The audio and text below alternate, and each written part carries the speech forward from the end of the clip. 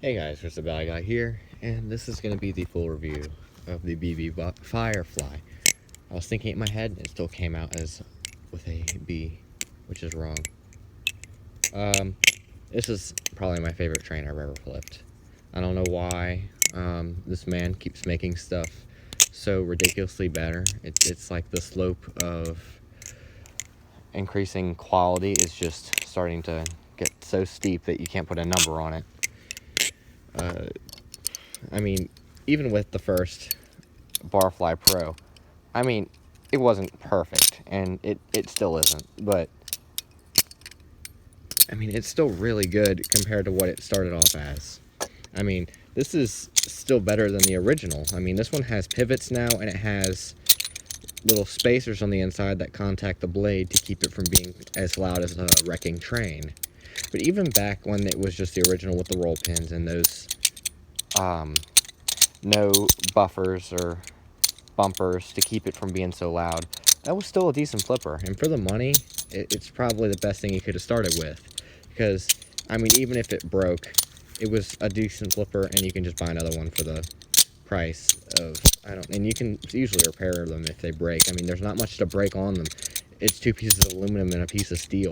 If it bends, just bend it back. If the aluminum handle cracks, that's your only issue. That you can't really just say, well, I'm gonna fix that. For all I know, you could probably JB weld it back together and it'll be fine. And then we got to the Pro V2. Major improvements from the Pro V1. I mean, this one alone is just a lot better. And the tolerances are better, the bushings are better, it's better balanced. I like the blade shape more. That's a preference. I don't care. It's better for all the reasons I stated. And it's just like, if there's an issue, it's always solved in the next model. And then you just got to start, you start running out of issues, and you start just making your products so good that you don't have much to complain about. I mean, the BBFirefly is honestly, I mean, I can't complain anything about it. I mean, the only things you can complain about this thing are just preference based. I mean, some people might want a latch. Well, not everyone, I mean, wants a latch though. I mean, a lot of people flip latchless, and I personally flip latchless for most of my knives. It's just the way I do it. And another thing people might complain about is that, I don't know, the handle spacing is too large, or that they used hang pins. It's like, the quality of the bally is not going to be determined by any of those factors. The way it flips is not going to be affected by it either. I mean, it could be affected. I take that back. Hang pins flip differently than Zen pins. And the spacing between the handles does have an important role in the knife. If it's too much, it's just too difficult to close and open properly. But, I mean, to a reasonable extent, it really doesn't matter. As long as the handles aren't slapping and they're not so far apart that I have to, like, grip it like an open pair of pliers, I'm honestly fine with it. It's not like you're flipping a Leatherman. But, I mean, this thing just seems so durable. I mean, it's a solid piece of aluminum. There's literally so many less parts. You got the bushings, but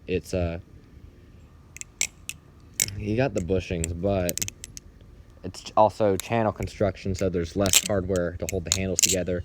Whenever you get this thing, it comes with extra bushings, it comes with extra hardware, extra washers, it comes with extra screws, it comes with the tool bit you need, the Torx bit that you need, and honestly, this thing's just ready to go. I mean, I haven't had to adjust it since I got it, so presumably it comes Loctited. The tolerances are really good on it, if my camera will focus. My normal phone went through the washing machine, unfortunately, so I'm on a backup, and hopefully the camera quality doesn't suck. Anyways, I brought other knives I compare. I mean, from what I remember, I could be wrong, but I think the squids are normally the same size as the squiddy. So, I mean, it's wider, for sure, than a squiddy, and then it's bigger as well. I mean, if I remember correctly, the squiddy is the same size as the rest of the squids that are built from aluminum. And, I mean, they're both good sizes. I mean, I don't think one's necessarily better than the other. If I were to pick one that I enjoy more, I'd probably pick the Barfly, though, because when it's bigger, you usually just have more to hold on to, and as long as it's not so big, you can't hold on to it properly. I think bigger is usually better in the world of handles. I mean, just take an example of the Alpha Beast and the 51. I mean, the Alpha Beast has significantly bigger handles than the 51. But I wouldn't say the 51's bad. But I would say I prefer the Alpha Beast's handles more, just because they're bigger. And, I mean, for one, they're more well designed. But they flip better because, partially just because they're bigger. And if you have bigger hands, it's going to make a difference. And it's unfortunate for the people who have tiny hands get into this hobby, because if you have tiny hands, well, a lot of knives are so big for the people that have normal to large size hands. It kind of takes out, it's just kind of bad on you. But generally, a larger knife is going to be a little better, just because if it's bigger, for one, you have more to hold on to, and two, it usually gives it more mass, and it extends out, it increases the volume to weight ratio. So if you have a larger volume or a larger footprint of a knife with less weight, for one, it might feel a little lighter, but it's going to feel easier on the hands to flip. Ricochets aren't going to hurt as much because the knife is just more spread out. It's not like a really dense little part of it that's just bashing against you. And then another thing is just that if it's got a larger handle volume, man, I lost my train of thought again. If the handle volume is larger for the same weight, I find that it's more easy to control. I just find the knife's easier to flip and it's more comfortable. It does end up having the downside that knives more commonly weigh more in the end. I think this weighs around like 4.5 ounces. I can't remember. But you can have a larger knife weigh significantly more than a smaller knife, and sometimes they'll feel the same weight. And yeah, sorry, I had an interruption. But if I were to compare this trainer, the Firefly, to anything, I don't know what I'd compare it to. Honestly, I mean, I've compared the BBFirefly Pro V2 to knives before, and this one's actually lighter than the Firefly, I think. Don't quote me on that, but it is smaller by a little bit. It's not as long. That's another thing. Longer knives tend to flip easier because you don't have to put as much work into getting them to keep their momentum. You can have a knife that weighs half as much as a short knife be twice as long, and it'll probably flip a whole lot better, even though the small knife may be only, I don't know, 4.5 ounces, and the longer knife may be 1 ounce, let's say. Let's just say that. Even though, just because it's longer, it'll probably flip better, just because of the fact that